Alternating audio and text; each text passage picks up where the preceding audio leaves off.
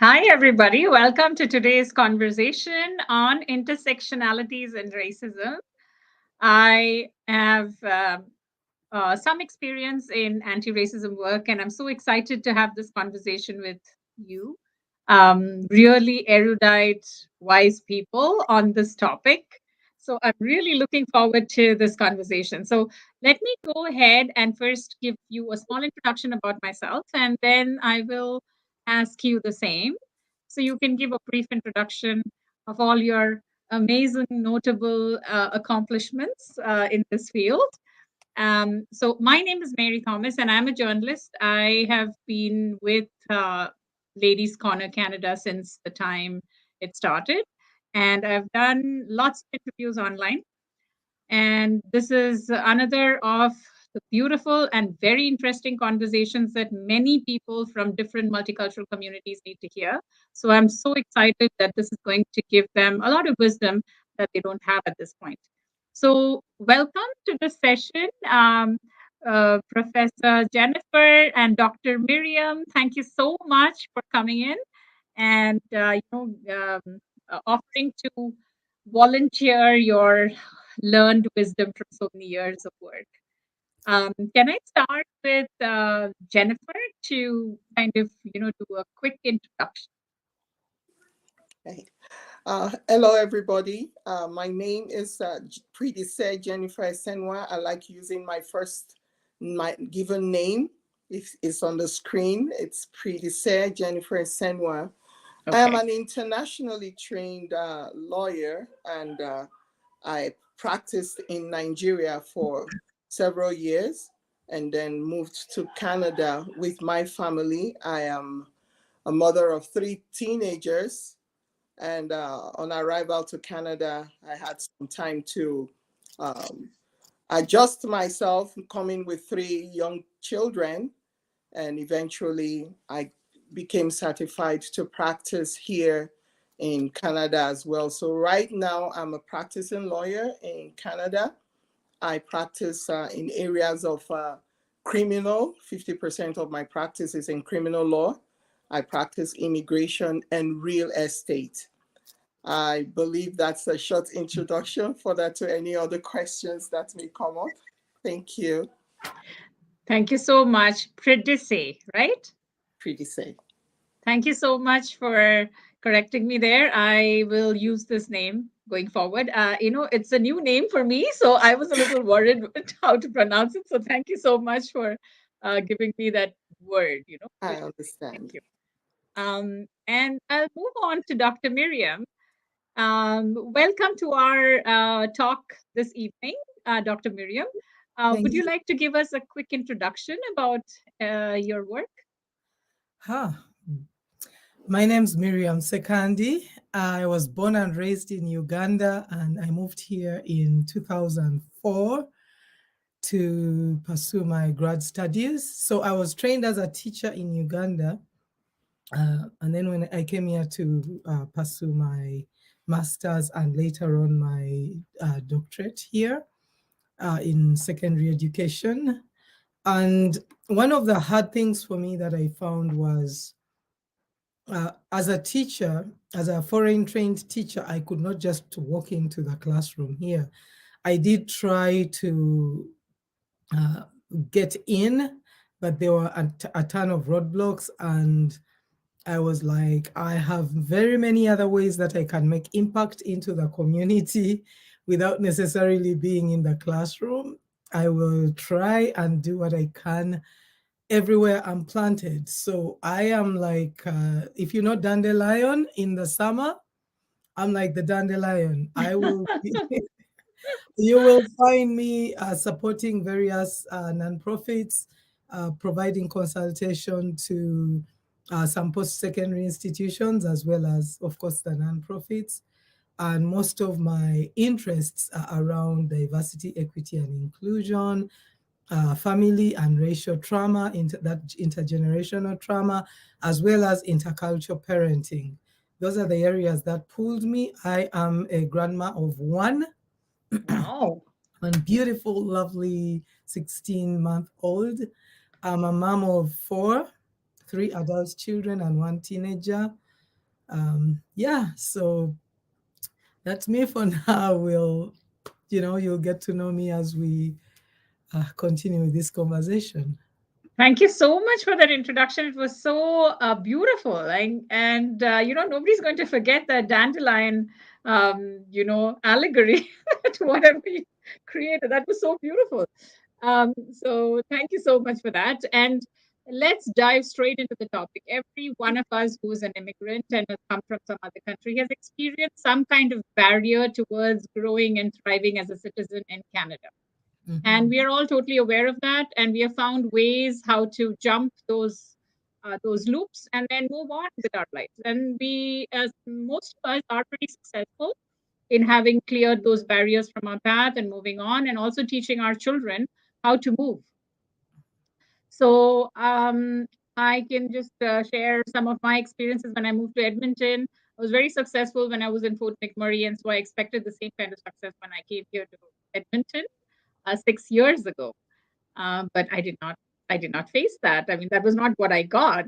So it was kind of difficult for me to accept that when I could do well in another town, why is it that I can't do the same thing here? And I discovered that bigger cities have their own little cliche, those cliques of people who will refer each other, but they will not refer a newcomer.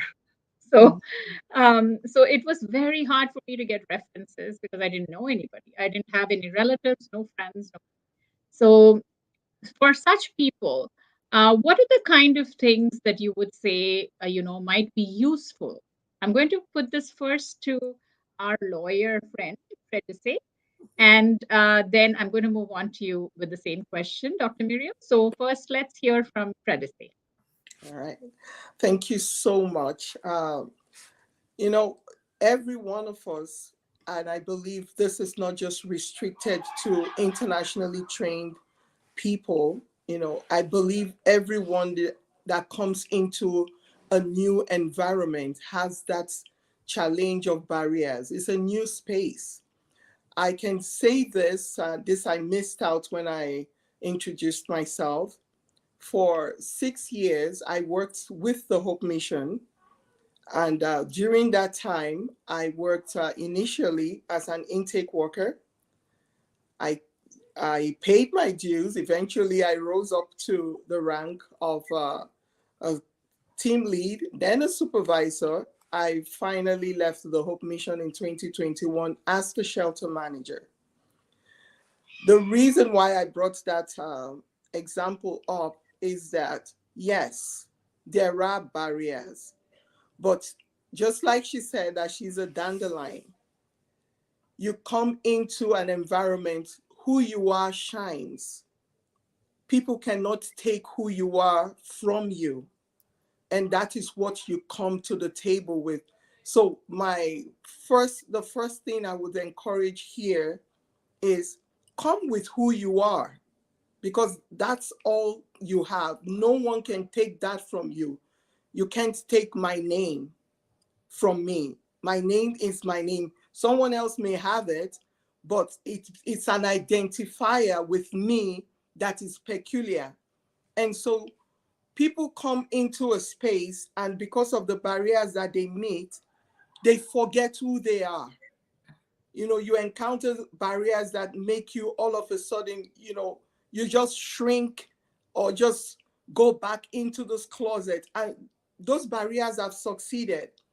But if you come, there is always something you have that no one else has. Mhm. And that's that's you, you know. That's what makes you different. If you forget who you are, I came into that environment, I came as a compassionate person. That is who I am naturally. You ask me one thing I know about myself is I'm compassionate. And that shines. I'm in an environment where people need compassion. So all you need to do before long, whoever needs to notice will notice that there's something different about you. So you come in and you just shine, be yourself. You just glow, and that's what I would tell people. the barriers will not shift. You will shift the barriers. Thank you. Wow, I just love that. That was like really, really such a strong statement, you know. Basically, what you're saying is you have to make yourself stronger than the barriers, and that's amazing. That's Mhm. um, a great tip for the people who are coming down. And it's not going to be an easy road, and there is no guarantee that you make it to the places that you have been in your own countries as quickly as you presume. So you have to be strong enough to show and shine wherever you go.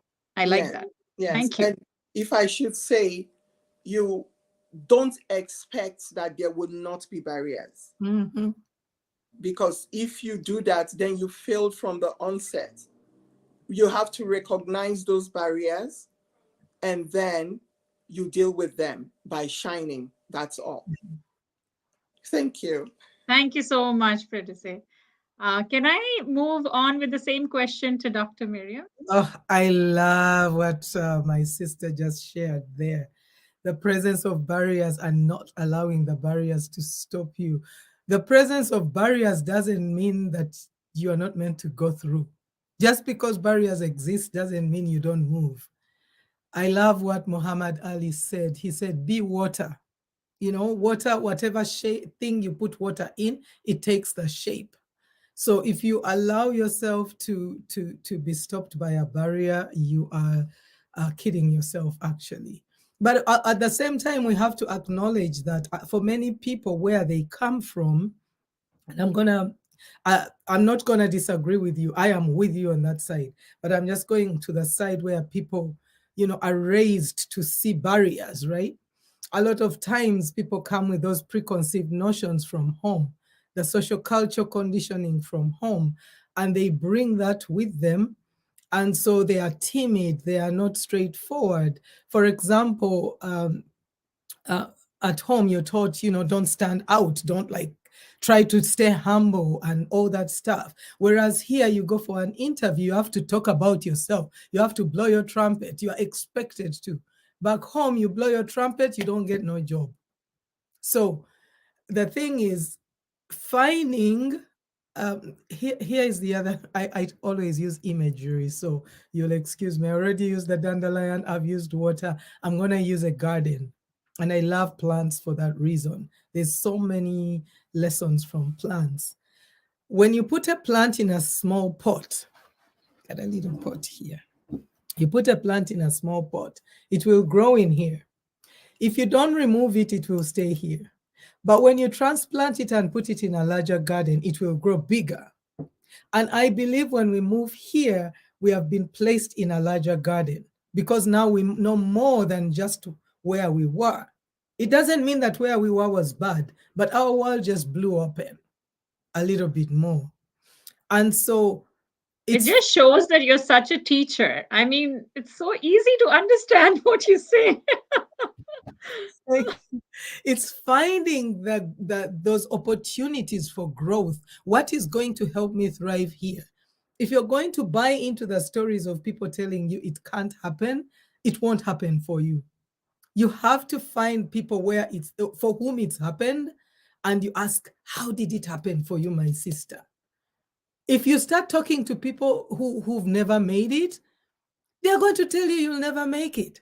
Talk to somebody who's broken through their field, and they are going to, some people say, oh, they don't share. Let me tell you, there is no successful person. There is no successful person who holds a message of success back. People who hold it back are not yet successful. So find those people who are successful in the field, who have grown the big oak trees, talk to them, eat of their fruit, and, learn from them. Wow, what a beautiful message. Thank you. It was just so right on point and so beautifully expressed. Thank you so much for that.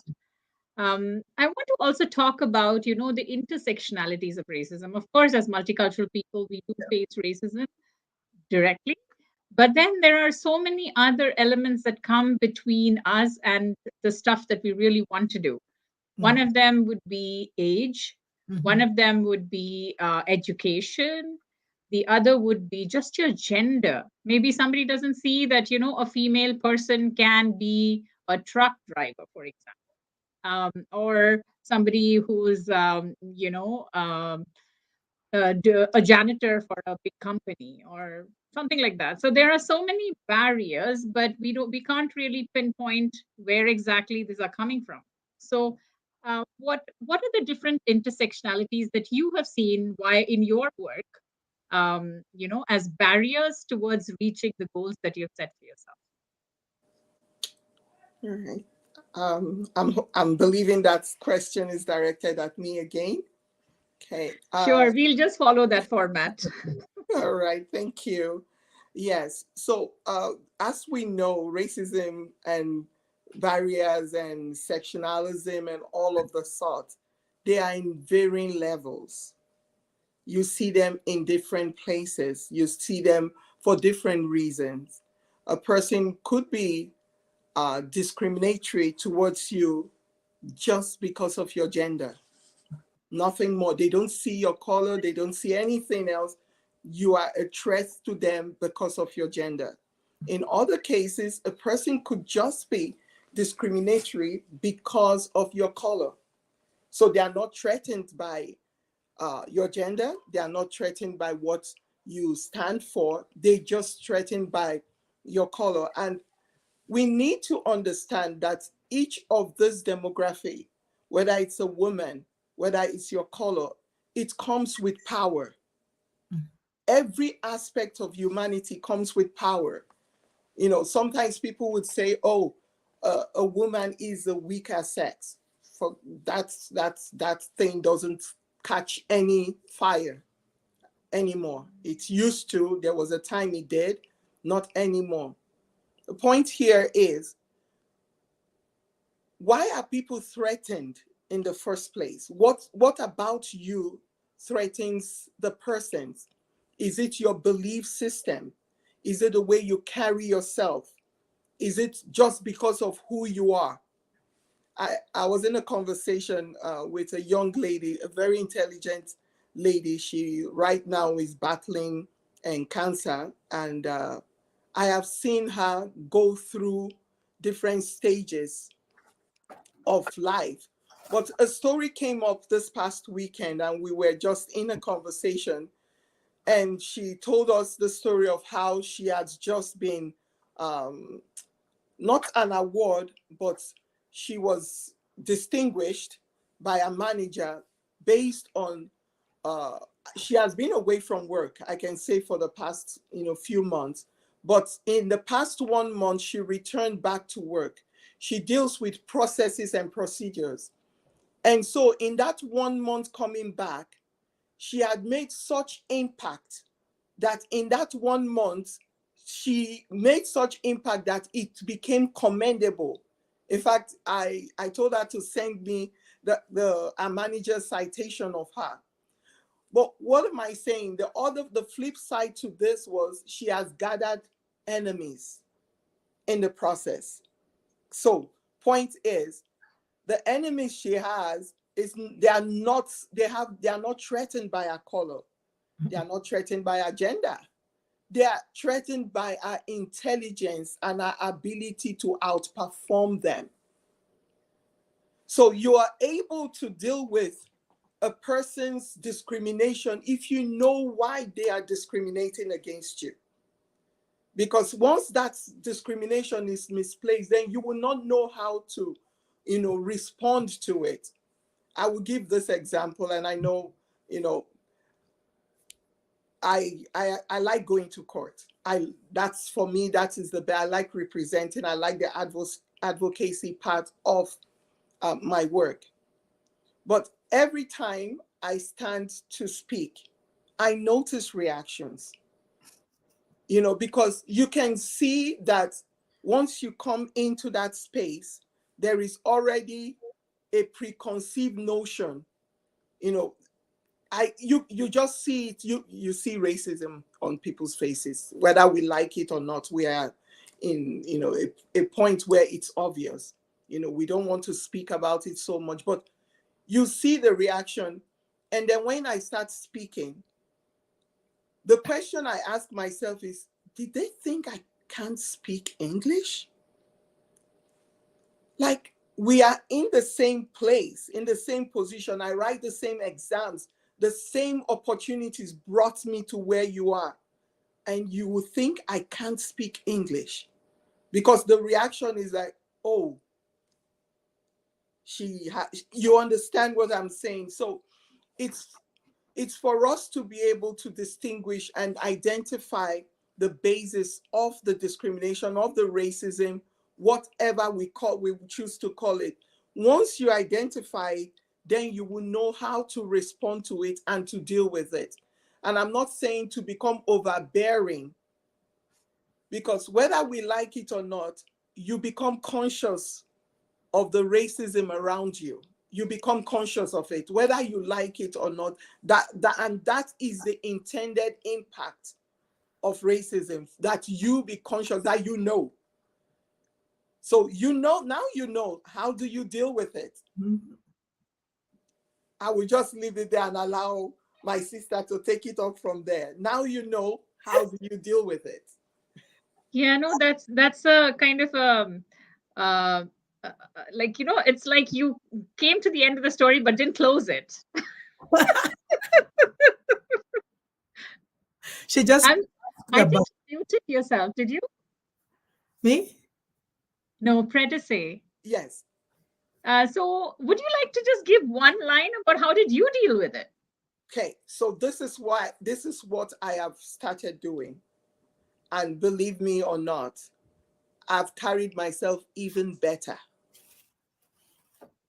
I You understand? love that. I Oh my carry God. myself even better. I don't come presumptuous anymore. I come knowing that I have a side audience. Mm-hmm. That, I have a side audience.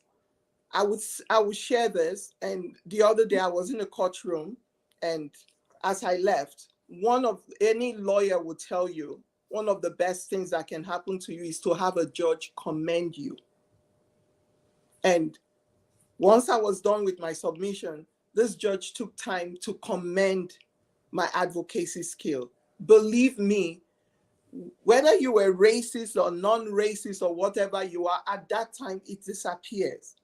You understand? Because you're dealing with someone that is objective and that is what crushes racism. When you counter a person or a group of people, or you enter an environment where people are objective, then whoever is racist or whatever racist actions have been projected towards you, they disappear. Okay, can I end with that? Is that a good Thank you point? so much. Yeah, totally. Wow, that was just awesome. Just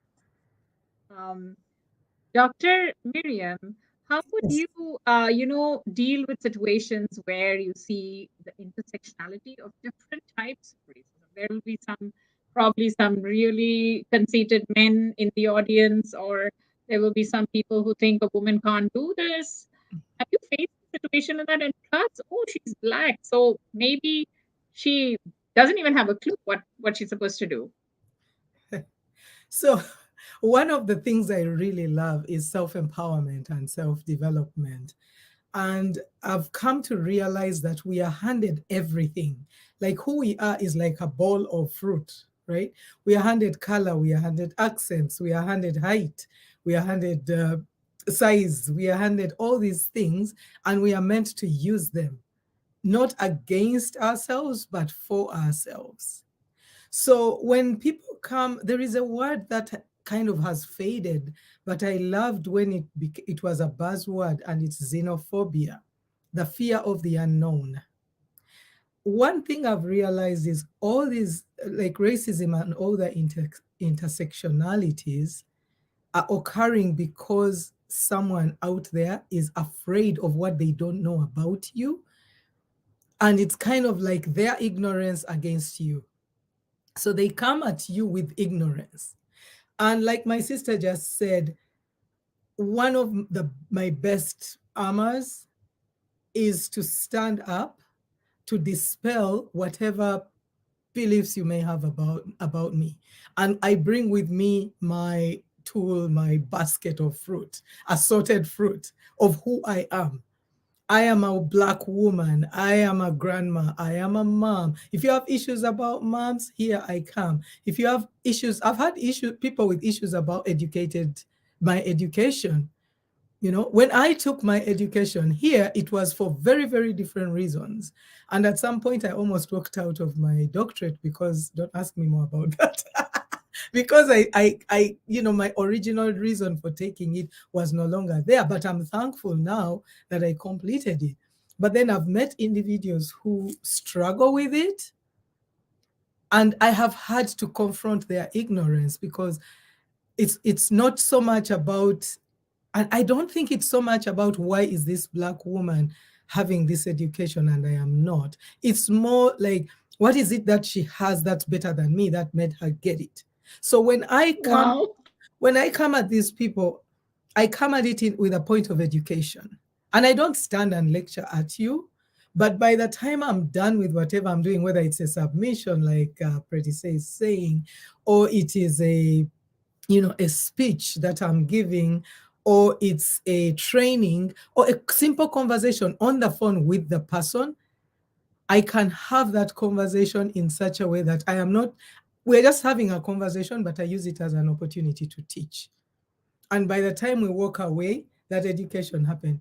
Because what I realized too, a lot of people who are racist or sexist or ageist, uh, they're so ignorant.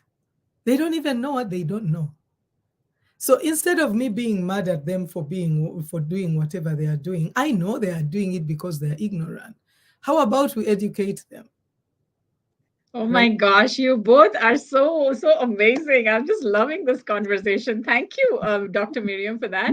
Which Because, is which is probably what she did even with the judge. Like, let me yes, educate you with the audience in the courtroom. Let me educate you without saying, let me educate you, by actually educating. And we all have that opportunity. yes, You're yes. in on the LGBTQ spectrum and you're Black and you're faced with, people who are against you, use it to educate them. Don't be upset. Being upset is not going to fix their ignorance.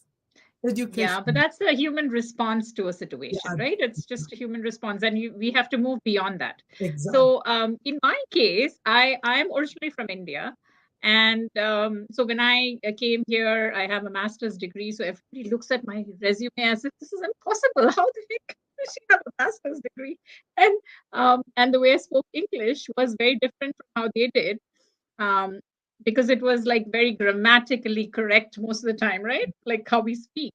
And I think from the most of the African countries' education and some of the Indian English education is so similar, where we speak the Queen's English. Mhm. And some of the people here, they'll be like, oh my God, she's proper for us, you know, when she speaks. And so I've had lots of situations where I've used some phrases which are very typically British. Yes. And then people would be just gaping at me like, what is that? What is that? So I've had lots of such situations. And also when I was like challenging one senior Nigerian man to a position. Like he was like, who's this girl and how does she think that she's going to challenge me, right? So I've had this, a few of these things.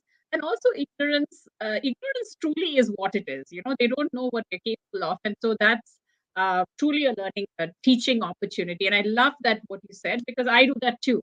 Because I'm Yes. from India, people just presume that I'm vegan, that I'm Hindu. They have no clue that there are Christians in India. And I was like, Mhm.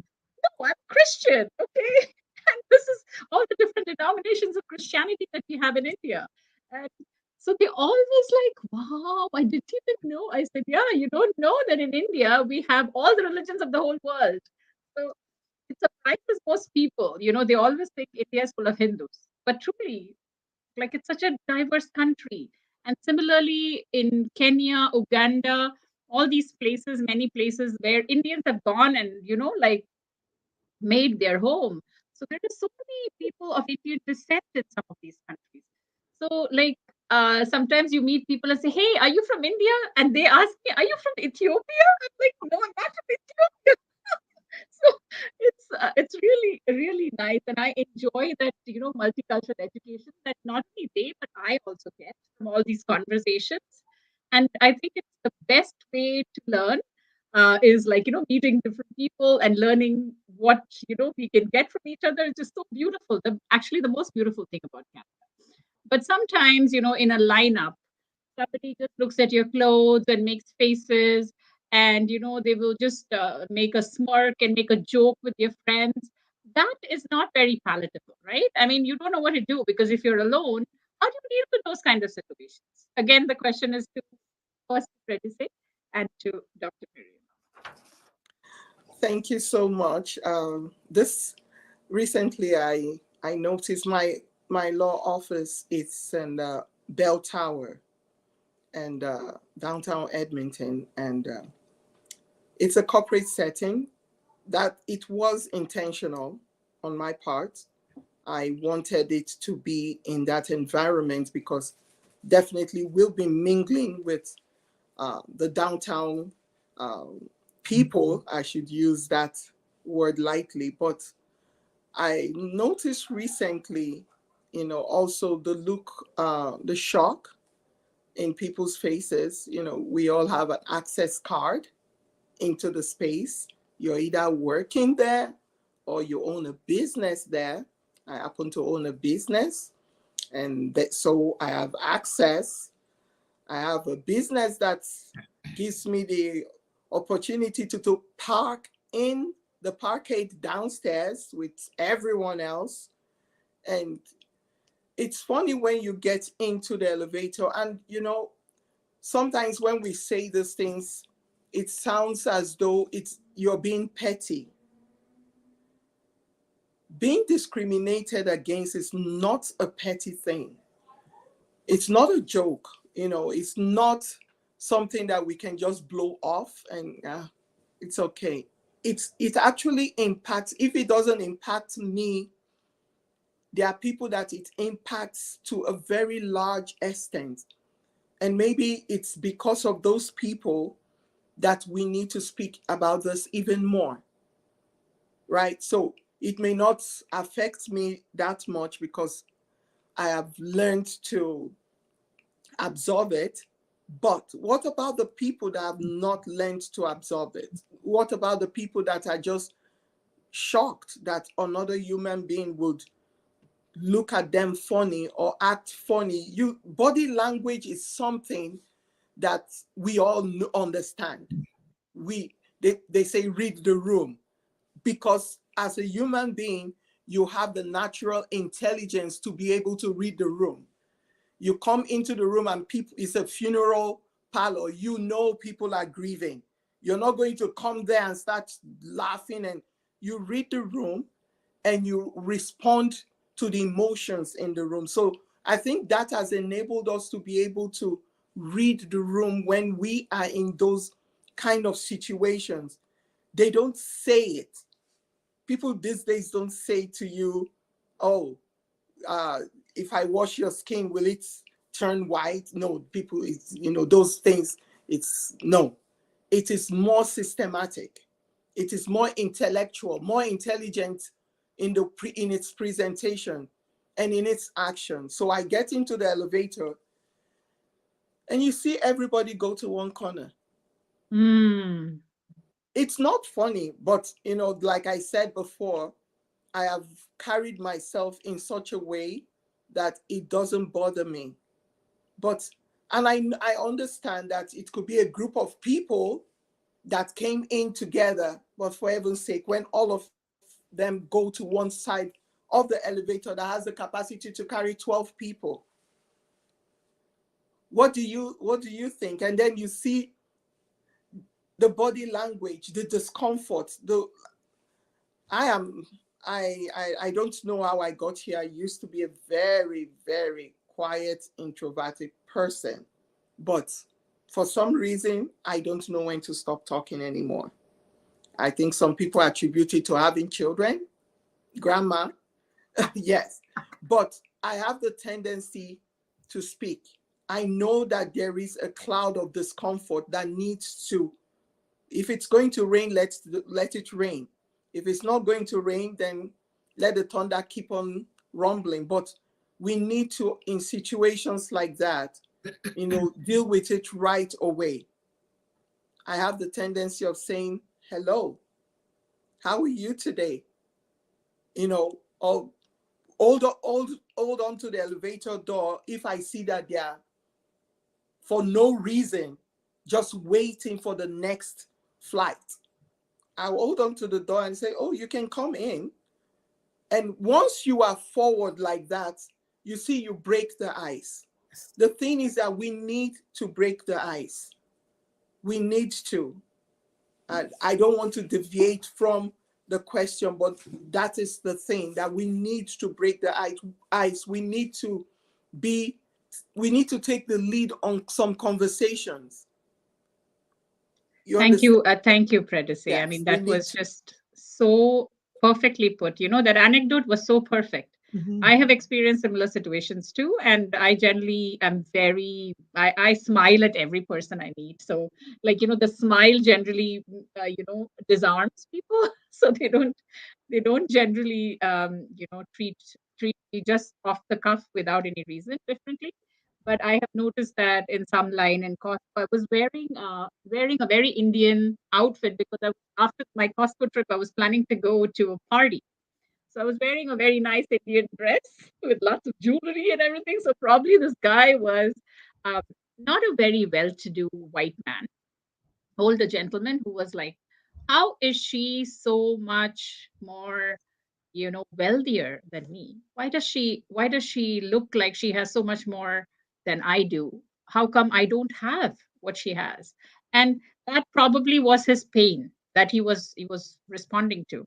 So it made me really sad when he just said something really rude, and he just, it was like, "Don't touch me," okay? For something like that. But it didn't come out like just as I said it to you. It came out in a very different way.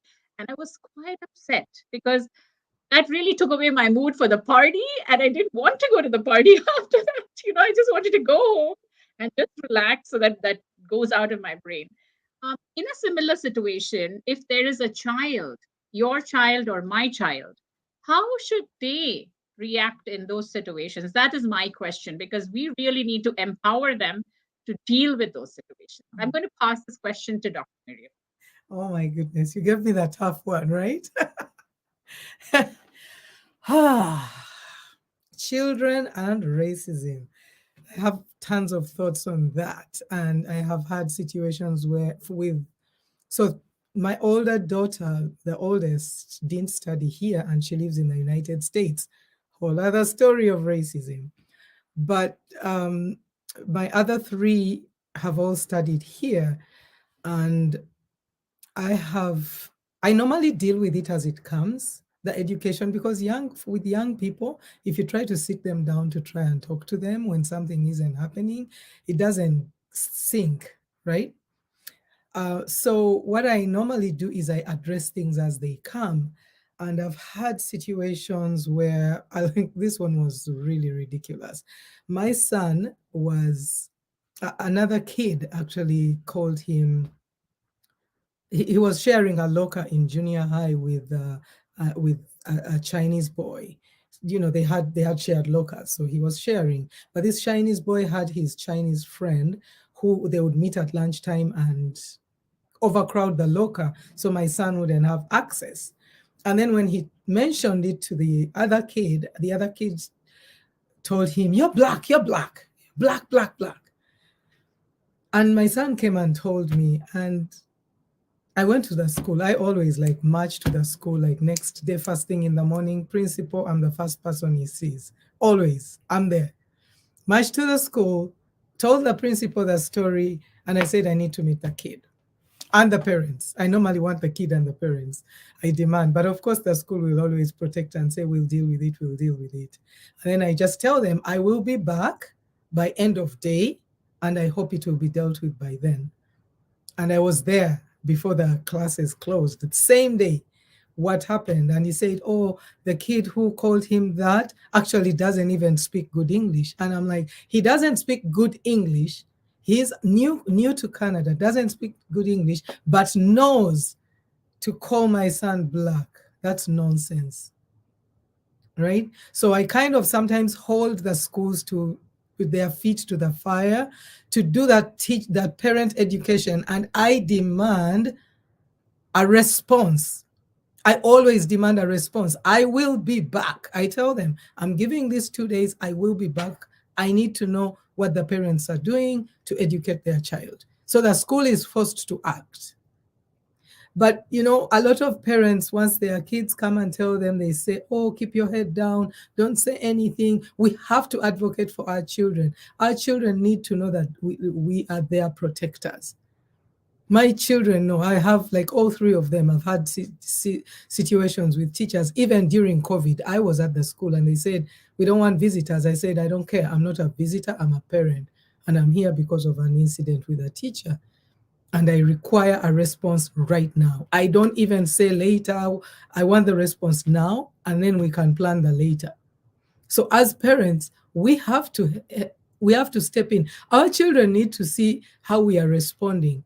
And it's not that we are angry and fighting, but we are not allowing these things to slide. We are not tolerating, we are not letting these things to just go by and then we pretend like they didn't happen, tell our kids to keep their heads down. Why? Why should they keep their heads down? Yeah.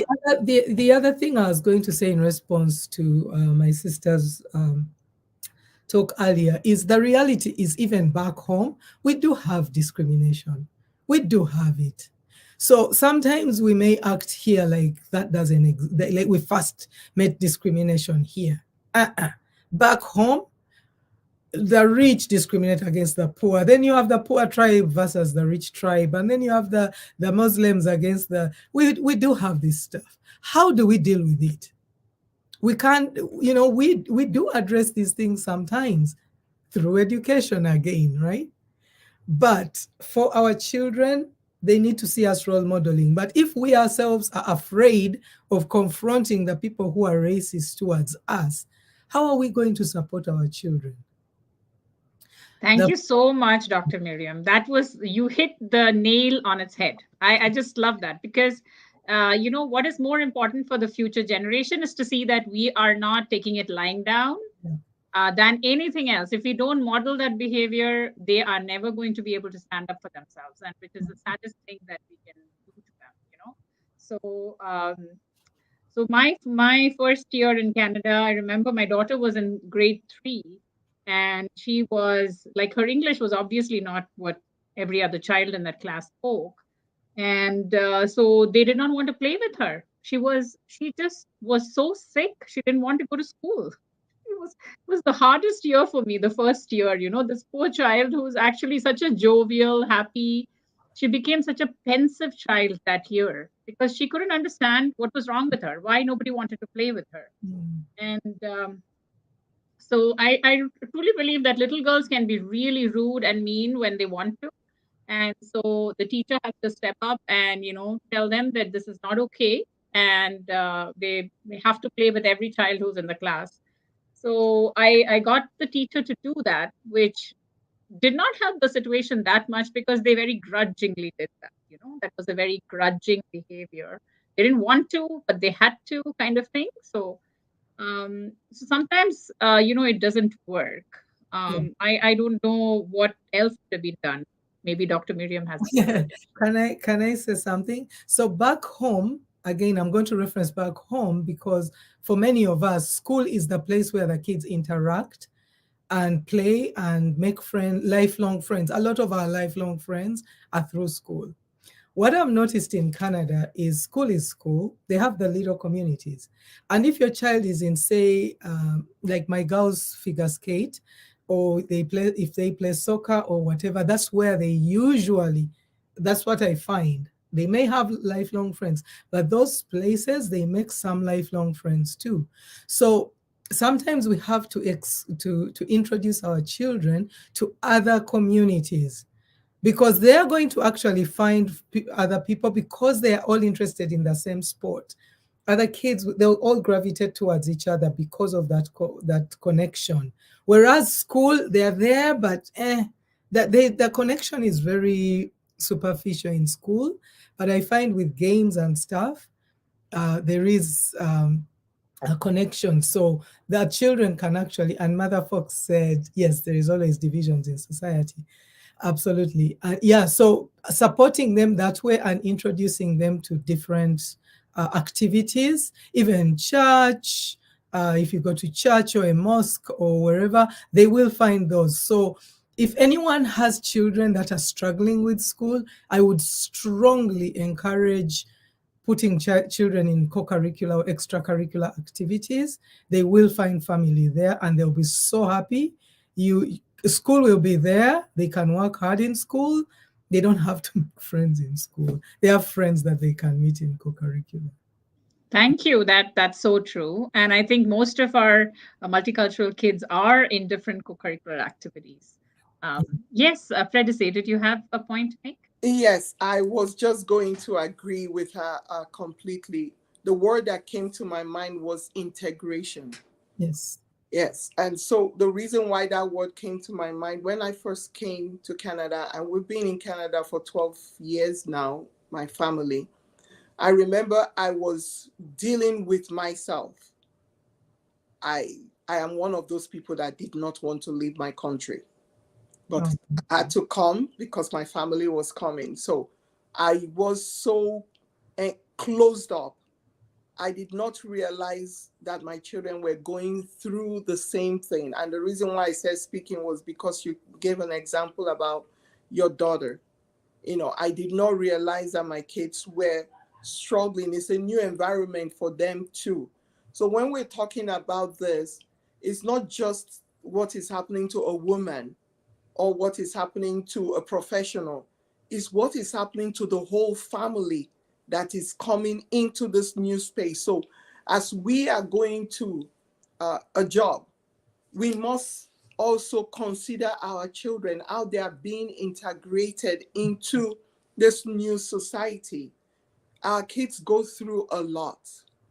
Our kids go through a lot and they are tough, you know, and just like she said, they see us modeling, you know, putting up resistance, refusing to be pulled down.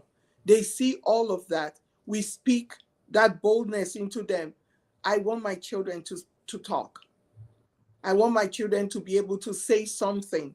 I want my children to be able to say, no, that's not right, in the most polite way. But another thing is they need to be integrated. If we lock our children up in our homes and they go only where we go to. My oldest is in University of Victoria, is 18. He has played soccer since I was pregnant with him. And so we came to Canada, and of course, immediately knew there was something like that. He wanted to get into it. I remember a game. My son is really good with soccer. Well, he's a Nigerian, so he has to be really good with soccer. So, yeah. So there was this one game. He had scored so much. I can't remember how many, but I will tell you it's above 7.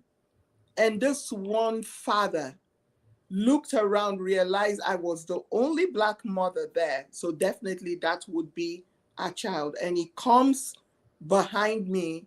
I was new. He comes behind me and calls my son a cherry picker.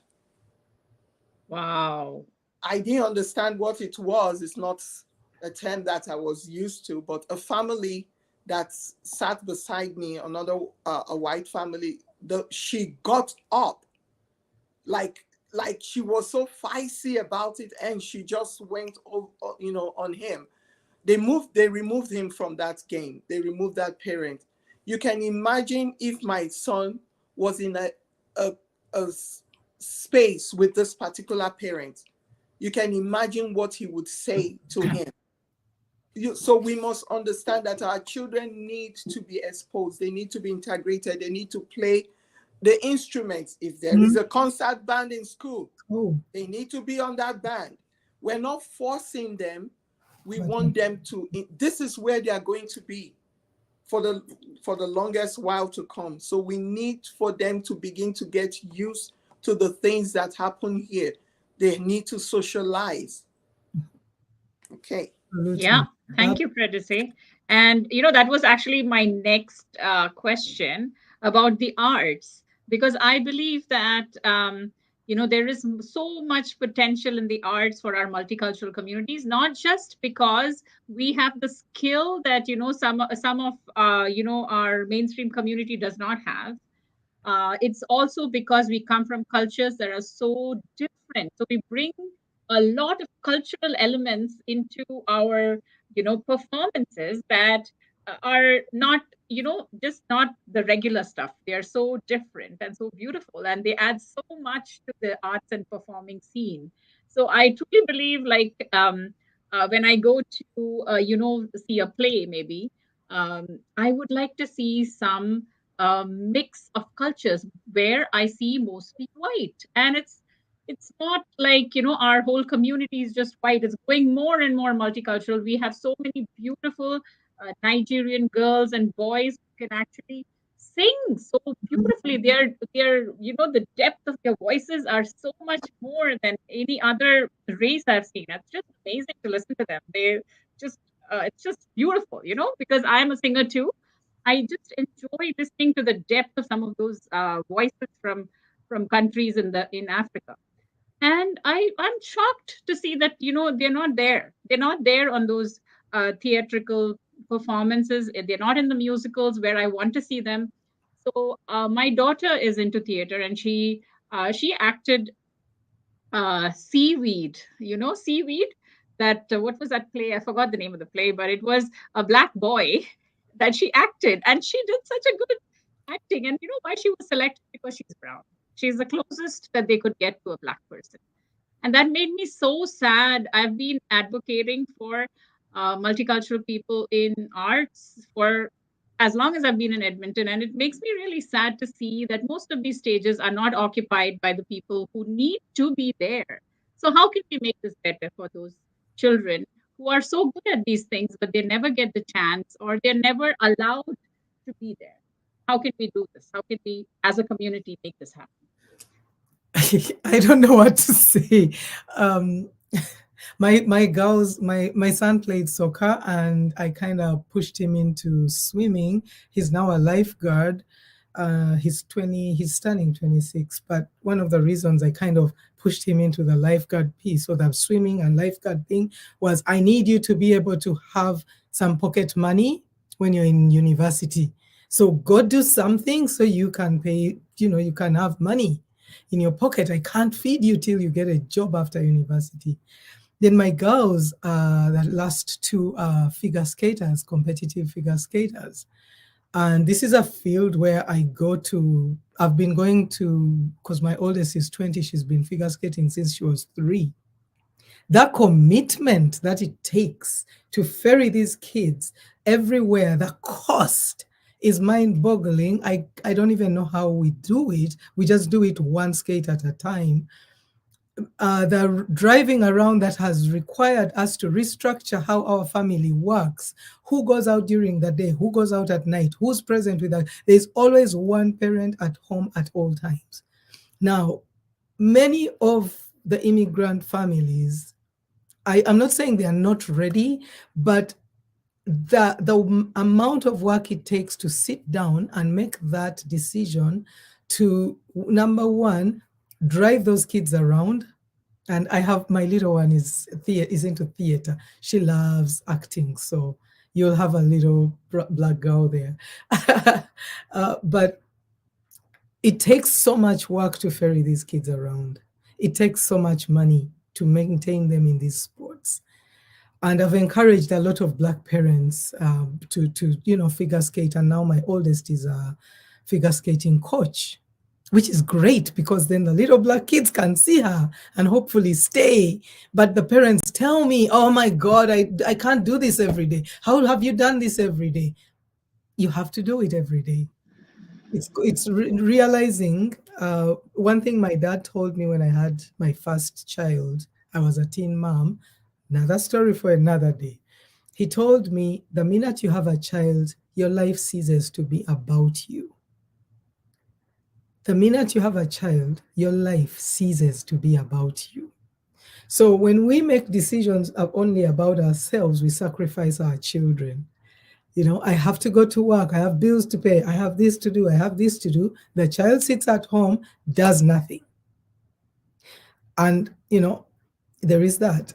But also culturally, we have the thing that just from many immigrants have this, where education is more important than sports. If you're playing sports, you're just playing around. You're singing, what do you mean? You can sing in the shower. You can sing at church and that's it, right? Everything else is games and playing. But that's a mentality we may have to change. And I'm going to leave it here because I know that my sister has something to add on to that part. Yes, now we don't have too much time, so I'm going to ask Predise to kind of close on this note. Yes. What would you advise to our children?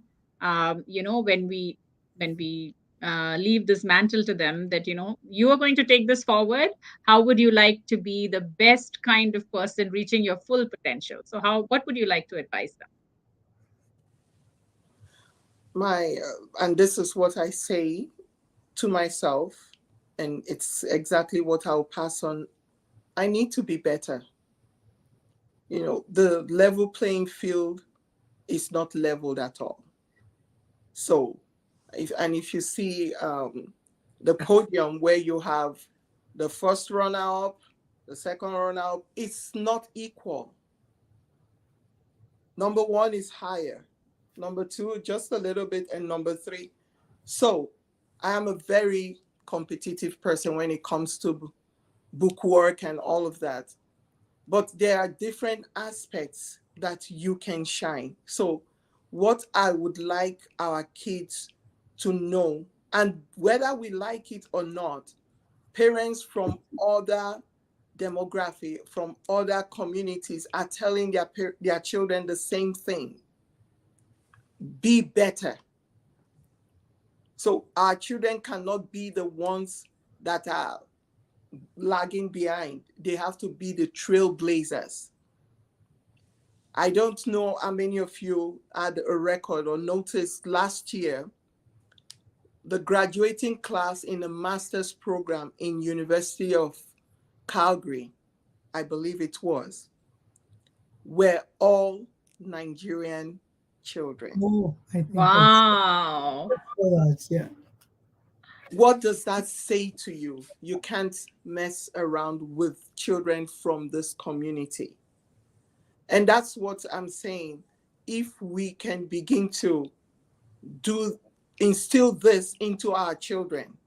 We have a figure skating coach, a usually non-Black present, and I think we've used black, white, and all of those words in this platform, and I believe it's just for us to be able to pass across to our audience, and we know the proper words to use for each race, and using that word race lightly again. But we need to instill this in our children. Be the best at what you do. Come with your best game. Come with your best you. Don't come, if you're learning the guitar, learn it better than anyone else. Compete with yourself, not anybody else. That's what I tell my kids, and that's what I'll tell every kid out there that stands in the place of being discriminated against for any reason. Wow. I am so privileged to have had this conversation with both of you wonderful women. I am totally, tongue tied right now. I'm so grateful to both of you. It was the most beautiful conversation I've had, so much wisdom shared, and both of you freely gave to our audience. Thank you so much for joining us today. And the word is push yourself as much as you can to reach the potential that you have. Thank you so much, both of you. You're welcome. Thank you so much. Bye. Thank you for having me. Yeah. Thanks for having